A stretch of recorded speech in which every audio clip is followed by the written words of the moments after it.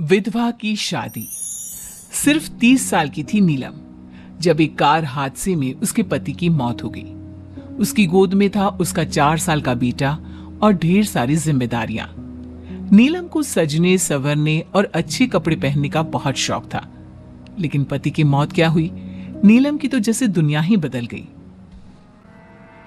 मेरे बेटे को गुजरे हुए अभी 1 साल भी नहीं हुआ और तूने गुलाबी रंग का कुर्ता पहना हुआ है। तुझे अपने पति के जाने का जरा भी गम नहीं है क्या?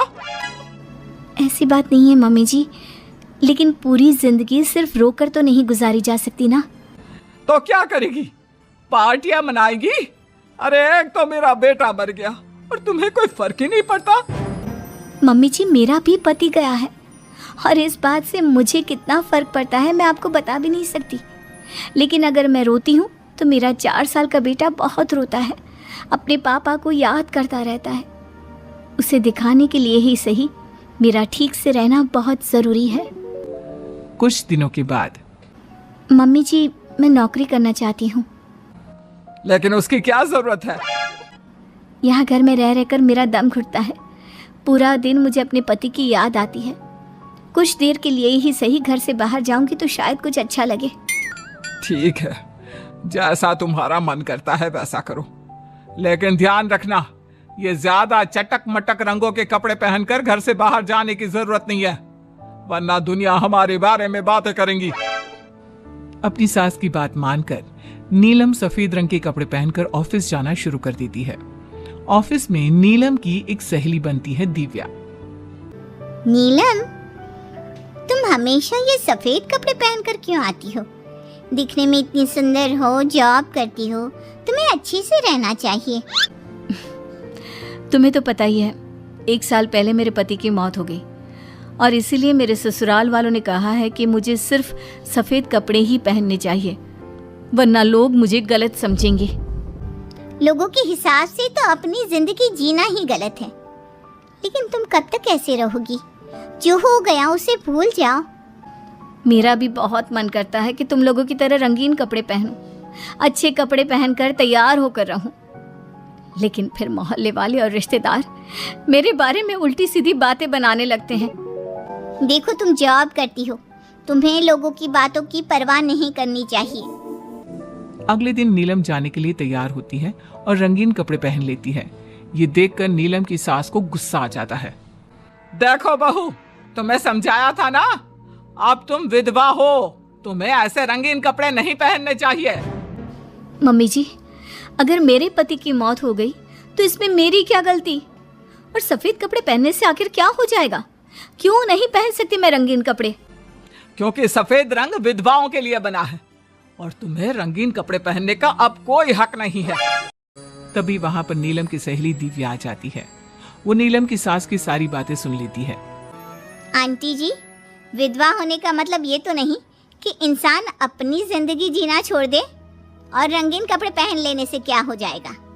एक विधवा लड़की बाकी के सारे काम तो करती है ना, खाना खाती है, घर के काम करती है, फिर रंगीन कपड़े क्यों नहीं पहन सकती? वो इसलिए ताकि विधवा होने के बाद किसी दूसरे आदमी की नजर में ना आए। अरे रंगीन कपड़े पहनेगी तो सुंदर लगेगी, फिर कल को आकर कहेगी मुझे दूसरी शादी करनी है, तब हम क्या करेंगे?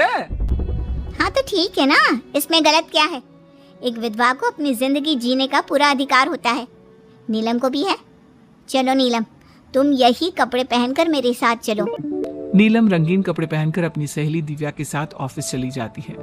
कुछ इसी तरह दिन बीतने लगते हैं, लेकिन अब पति के जाने के बाद नीलम बहुत उदास रहने लगी थी। क्या बात है, तुम इतनी उदास क्यों रहती हो?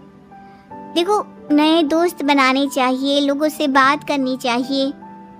तुमने देखा ना, कितनी मुश्किल से सफेद रंग के कपड़ों से मुक्ति मिली है, और अब रंगीन कपड़े पहनूंगी, दोस्त बनाऊंगी तो समाज मुझे वैसे ही जीने नहीं देगा। इस मामले में तुम्हें समाज की परवाह नहीं करनी चाहिए नीलम। लोगों का काम क्या है, बातें बनाना ही तो है। कुछ दिनों के बाद नीलम के ऑफिस में एक लड़का आता है। उसका नाम अमर था। वो धीरे धीरे नीलम को पसंद करने लगता है और एक दिन वो नीलम से कहता है, नीलम, तुम मुझे बहुत अच्छी लगती हो, मैं तुमसे शादी करना चाहता हूँ। लेकिन अमर, मैं एक विधवा हूँ और मेरा 4 साल का एक बच्चा भी है। मैं तुमसे शादी नहीं कर सकती। मुझे तुम्हारे विधवा होने से कोई फर्क नहीं पड़ता। मुझे तुम एक अच्छी इंसान लगी और इसीलिए मुझे तुमसे शादी करनी है। लेकिन मुझे मेरी फैमिली से इस बात की परमिशन कभी नहीं मिलेगी। तुम उसकी चिंता मत करो, मैं तुम्हारे घर आकर बात करूंगा। कुछ दिनों के बाद अमर नीलम के घर पहुंचता है। नमस्ते आंटी जी, मैं अमर हूँ। मैं आपकी बहू नीलम से शादी करना चाहता हूँ। मुझे तो पहले से पता था। पहले तूने विधवाओं वाला सफेद रंग छोड़कर ये रंग बिरंगी कपड़े पहनने शुरू किए और अब तेरा चक्कर भी चल रहा है। नहीं मम्मी जी, आप गलत समझ रही हैं। मैंने ऐसा कुछ नहीं किया। अगर ऐसा कुछ नहीं किया तो फिर कौन है ये लड़का, और यहाँ हमारे घर तेरे साथ शादी करने की बात करने क्यों आया है? आप नीलम को गलत समझ रही हैं। मैं नीलम को पसंद करता हूँ और उससे शादी करना चाहता हूँ। उसने मुझसे कभी ऐसा नहीं कहा। चले जाओ हमारे घर से। हमारे यहाँ पर विधवा बहुओं की शादियां नहीं करवाई जाती। समझ में आई बात? अमर वहां से चला जाता है और नीलम की सास उसे बहुत उल्टा सीधा सुनाती है। कुछ दिनों के बाद पड़ोस में एक शादी होती है। वहां पर सारी औरतें तैयार होकर आती हैं। नीलम की सास भी उसे वहां पर चलने के लिए कहती है।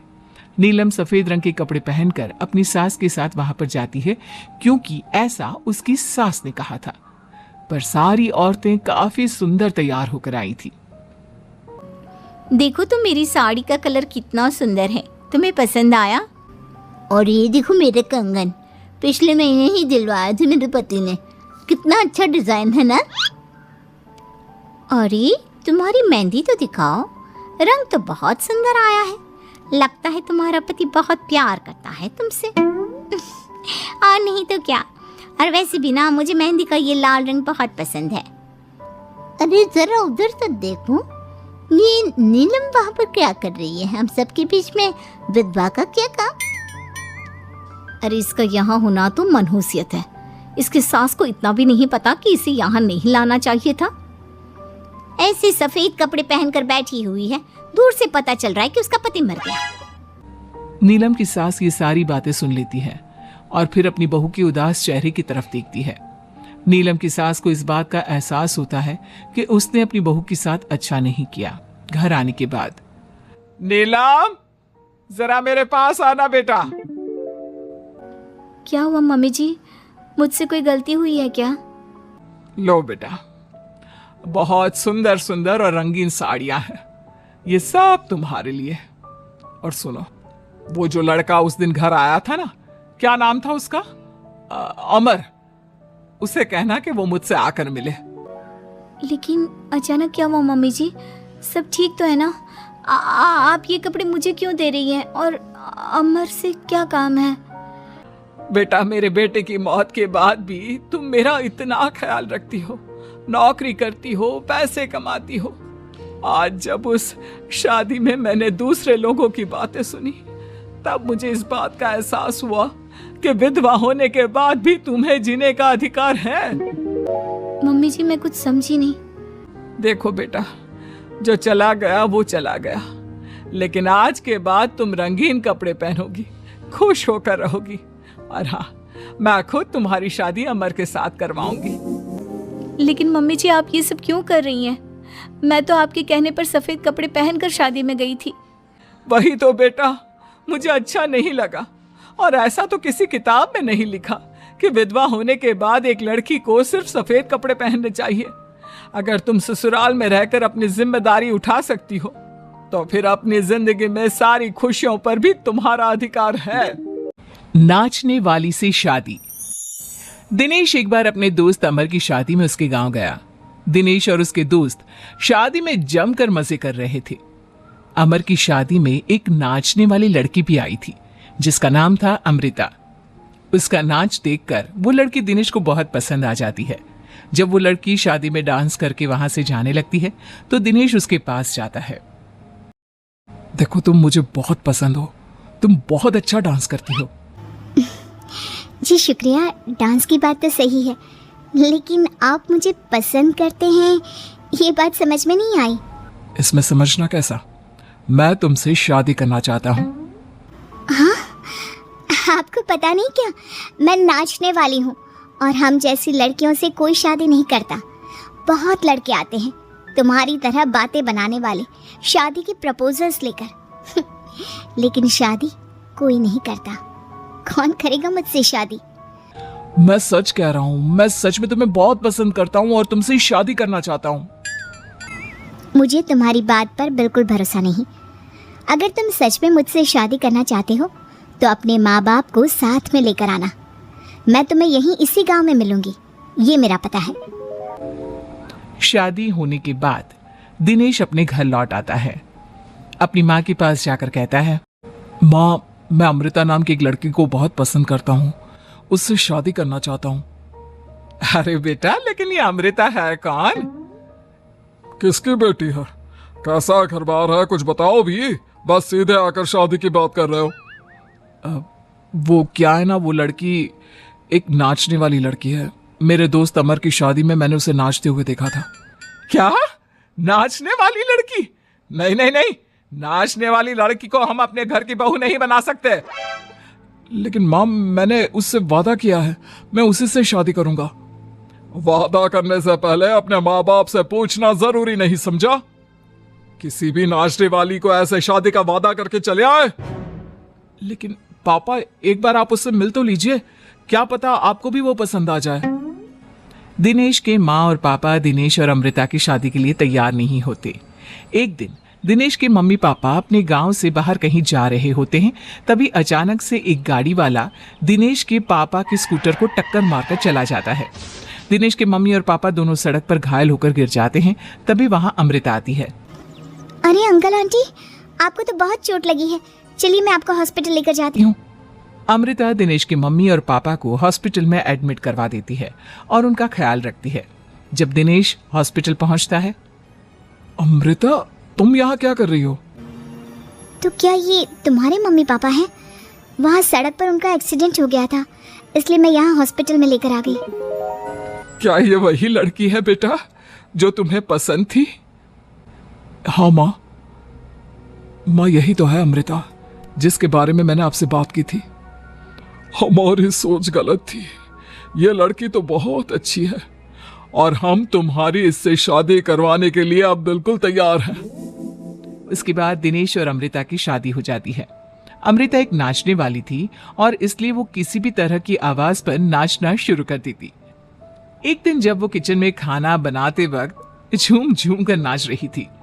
अरे बहू, तुम यहाँ किचन में खड़ी होकर डांस क्यों कर रही हो? यहाँ कौन सा गाना बज रहा है? मम्मी जी, वो कुकर की सीटी का म्यूजिक है ना, बस उसी पर डांस कर रही थी। आप भी सुनिए ना, कितना अच्छा म्यूजिक है। अरे आप कुकर की सीटी पर कौन डांस करता है? अजीब नाचने वाली बहू मिली है। माना दिल की अच्छी है, लेकिन कुकर की सीटी पर भी नाचती है। भगवान भला करे। कुछ दिनों बाद दिनेश के पड़ोस वाले घर में कंस्ट्रक्शन का काम चल रहा था और सारा दिन मजदूरों के हथौड़े चलाने की आवाज आती रहती। उस आवाज की वजह से अमृता घर का सारा काम छोड़कर डांस करती रहती। ये देखकर दिनेश के पापा कहते हैं, बेटा, तुम नाचने वाली बहू तो ले आए, लेकिन ये तो हथौड़ों की आवाज पर भी डांस करती है। और बेटा, अपने घर का काम बिल्कुल छोड़ दिया है। सारा दिन बस मजदूरों के औजारों की आवाज पर डांस करती रहती है। कल मैंने एक गिलास पानी मांगा था तो मुझसे कहती है, पापा बाद में देती हूँ, अभी तो डांस कर रही हूँ मैं, डिस्टर्ब मत करो। माँ पापा, आपकी बात सही है। अमृता के ऊपर तो डांस करने का नशा कुछ ज्यादा ही सवार हो गया है। लगता है इसके पुराने काम का भूत इसके सिर में फिर से घुस गया है। अरे लेकिन बेटा, हम क्या करें?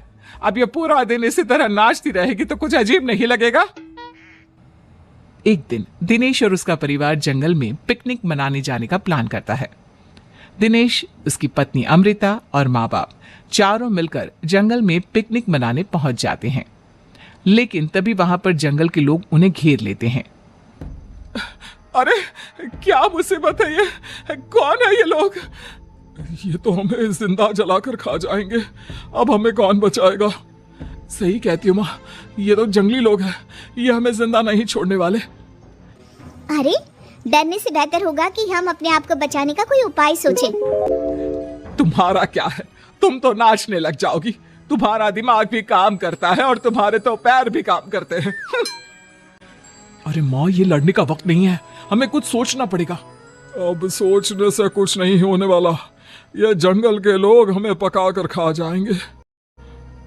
वो जंगली लोग दिनेश और उसके परिवार के हाथ पैर बांधकर उन्हें मारने की तैयारी करने लगते हैं, लेकिन उससे पहले वो आग जलाकर जोर शोर से नाचते हैं। उन्हें नाचता देखकर अमृता के अंदर की नर्तकी भी बाहर आ जाती है और वो पेड़ से बंधे बंधे ही जोर जोर से अपने पैरों से ठुमके लगाने लगती है।